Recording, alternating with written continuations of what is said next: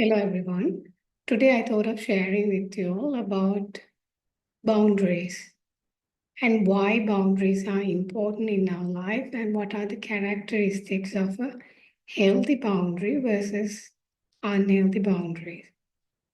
Okay, so what is boundary? Boundaries which shows that where you end and another person starts. And having healthy boundaries really make you be who you are. And also, it makes you bring out your true self rather than living out of your false self. When you have healthy boundaries, you could really be who you are. So I find that having healthy boundaries is a very much key in your healing journey. If you don't have healthy boundaries, it's very difficult for you to maintain like your true self. Especially those who are coming from this background of very enmeshed and codependent, they don't have proper boundaries, which make them living out of their false self, which makes them more and more drained in their lives. So it's very important to set your healthy boundaries and just be assertive and share like what you speak up for yourself. This is so key in your healing journey. And without healthy boundaries, it's impossible that you go through a real healing journey. It's a very much key in your healing journey. And at the same time, I find that when you start creating boundaries, you will have more self-respect for yourself as well as you will receive more respect from other people. Because they can see that when you're saying some words, you really give value to those. You follow through with your boundaries. It's not just the saying.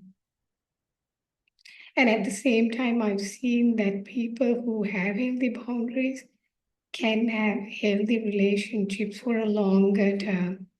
I've seen when people don't have real boundaries, what they do is they tolerate inappropriate behavior for a very long time and then they blast and then the relationship, that's it. The relationship ends. That's very sad, but those who have healthy boundaries, they maintain those relationships for a very long time, for years, maybe for lifetime. Why? Because they had boundaries. Some people are afraid to set up boundaries because of the fear of abandonment. But what really happens is when we don't have real boundaries, that's when the relationships just ends in abrupt ways. So having healthy boundaries really makes you have very sustainable relationships. And also it can bring out your true self and give you so much inner peace and like, and that will help you immensely in your healing journey. So let's look at what are the characteristics of a healthy boundary. The first thing is your quality of connection to self. What happens is for you to like a one characteristic of a healthy boundary is that you are connected to your inner source. And through that, you set your healthy boundaries. Then when you're aware of your inner life, your feelings, your needs, your wishes, your dreams. So all these are you are aware. That means you're connected to your true self. That is one characteristic of a healthy boundary. And then the second thing is you know your needs. First one is you're connected to your true self. And the second thing is you know your deep needs. You're aware about your deep needs. And if you aren't aware about your needs, how would you create a boundary? So in this case, when like a number one, another characteristic of healthy boundaries, you know your needs. That means because you're aware about your inner life. Third thing is, if you are setting a healthy boundary, you're not doing it in an aggressive way. Remember, if you're doing it in an aggressive way, that is not a healthy boundary. That means remember, another characteristic of a healthy boundary is the both people are feeling fine and okay with the boundary. If any person is hurt in the process, that means that is an unhealthy boundary. And then the next thing is where it's very important that you, like when you share your boundary, you are in a very neutral and a calm, grounded place. And you're not coming out of an emotional charge where you have tolerated for so many years so much of inappropriate behavior and then you just burst out. No, like if it's a healthy boundary, you share it in a more calmer and a grounded way. And then the next thing is you set your boundaries and at the same time you are not attached to the outcome.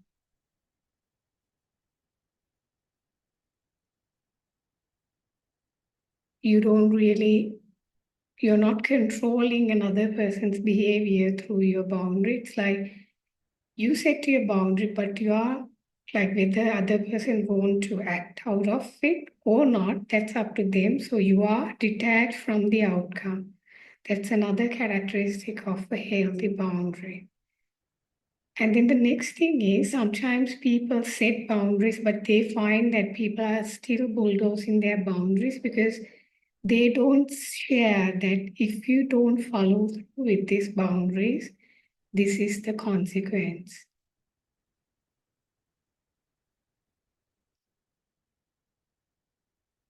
Like, let's say someone is talking down on you and like screaming at you. And you could say that if you continue to talk to me in this way, I will no longer want to be in contact with you. So that is the consequence. This is an example, like you can give chances to people. You don't need to cut out people just like that. But what I'm saying is this is an example, so you need to show the consequence.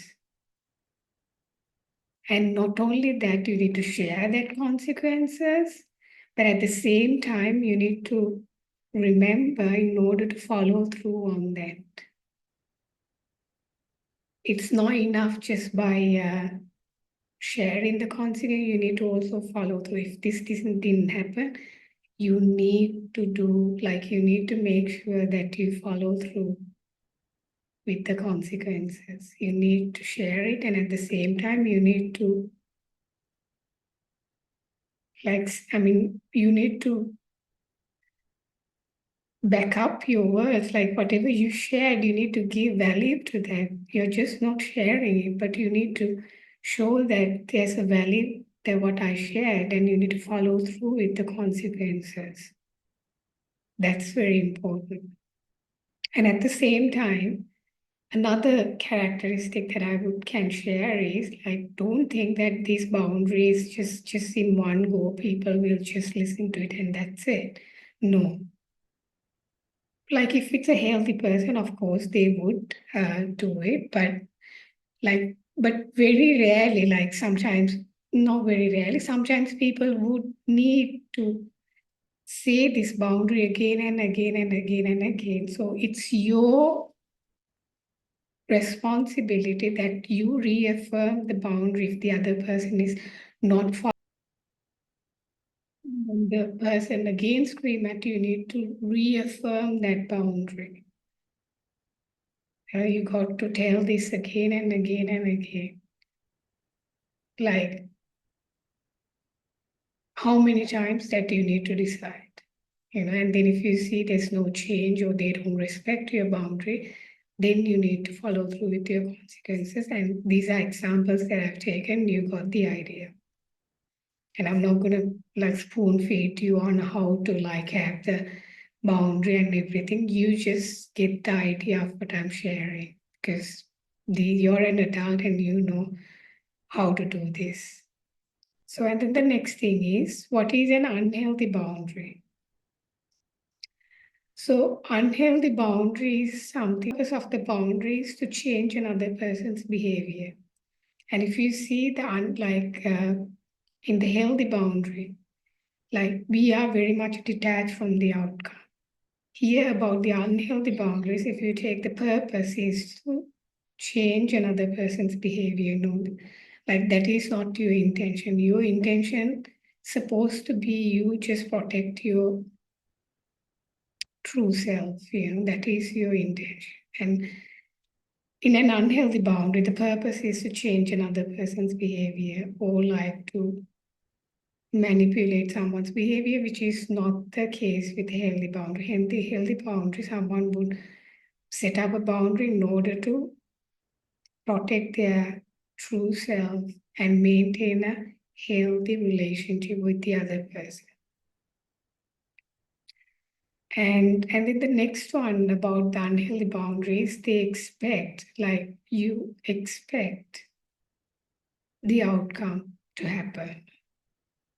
So in the healthy boundary, you just set the boundary and you have no attachment to the outcome whether the other person does it or not.